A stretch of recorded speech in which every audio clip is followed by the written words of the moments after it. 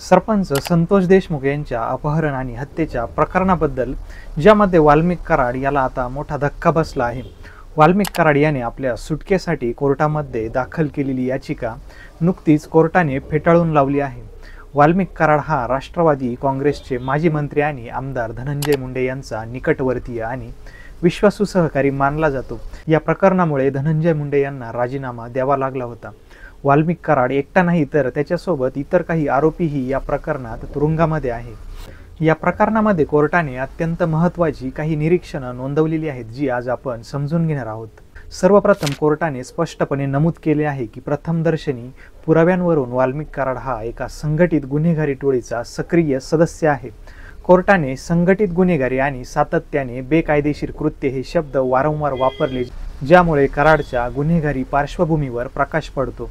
कोर्टाने असा उल्लेख केला की वाल्मिक कराड आणि त्याच्या साथीदारांनी अवधा एनर्जी या कंपनीच्या अधिकाऱ्यांना 2 कोटी रुपयांच्या खंडणीसाठी धमक्या दिल्या होत्या।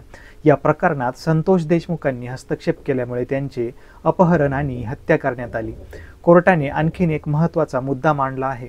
साक्षीदारांचे जबाब, इलेक्ट्रॉनिक, डिजिटल, वैज्ञानिक आणि फॉरेन्सिक पुराव्यांवरून हे स्पष्ट होते की वाल्मिक कराड या गुन्ह्यामध्ये प्राथमिकदृष्ट्या सहभागी आहे। पोलिसांनी या प्रकरणामध्ये अनेक पुरावे गोळा केलेले आहेत, ज्यामध्ये हत्येत वापरलेली हत्यारे, photo, video calls, voice calls यांचा समावेश आहे। हे सर्व पुरावे कराडच्या गुन्ह्यातील सहभागाला बळ देतात। विशेष म्हणजे कोर्टाने नमूद केले की गेल्या 10 वर्षात कराडवर 20 गुन्हे दाखल आहेत, त्यापैकी 7 गुन्हे गंभीर स्वरूपाचे आहे। यावरून हे स्पष्ट होते की कराड सातत्याने बेकायदेशीर कृत्यांमध्ये सामील होता।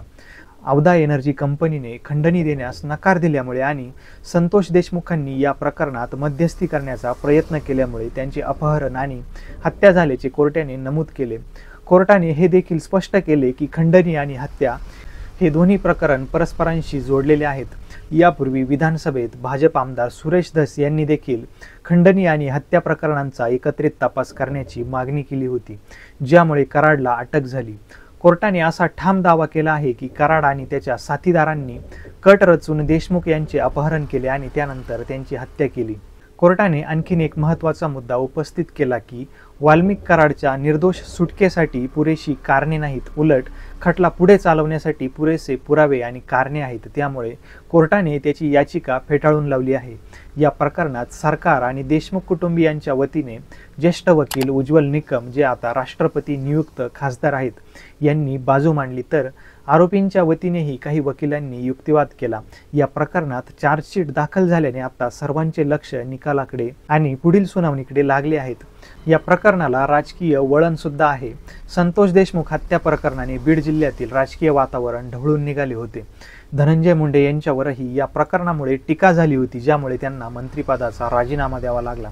तसेच वाल्मिक कराडवर मकोका अंतर्गत कारवाई करण्यात आली आहे, ज्यामुळे या प्रकरणाची गंभीरता आणखीन वाढली आहे।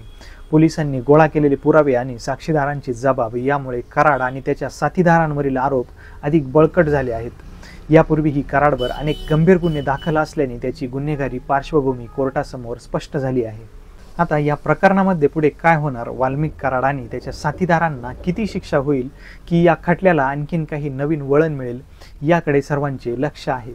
कोर्टाच्या या निरीक्षणाबद्दल तुम्हाला काय वाटते? तुमचे मत आम्हाला कमेंट बॉक्समध्ये नक्की कळवा आणि अशाच माहितीपूर्ण आणि विश्वसनीय बातम्यांसाठी आपल्या चॅनलला सबस्क्राईब करायला विसरू नका।